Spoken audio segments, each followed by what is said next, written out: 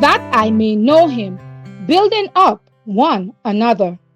We then that are strong ought to bear the infirmities of the weak and not to please ourselves. Romans 15 and verse 1.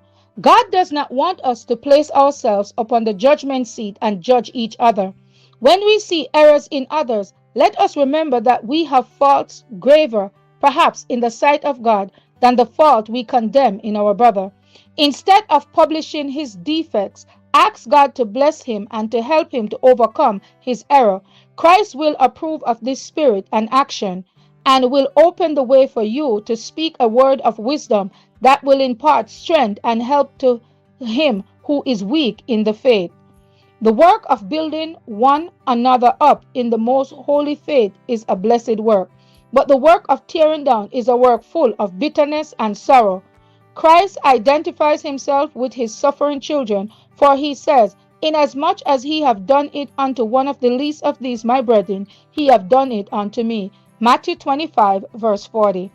Every heart has its own sorrows and disappointments, and we should seek to lighten one another's burdens by manifesting the love of Jesus to those around us. If our conversation were upon heaven and heavenly things, evil speaking would soon cease to have any attraction for us.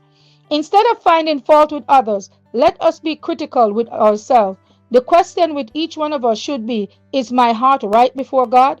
Will this course of action glorify my Father which is in heaven? If you have cherished a wrong spirit, let it be banished from the soul. It is your duty to eradicate from your heart everything that is of a defiled nature. Every root of bitterness should be plucked up, lest others be contaminated by its baleful influence. Do not allow one poisonous plant to remain in the soil of your heart. Root it out this very hour and plant in its stead the plant of love.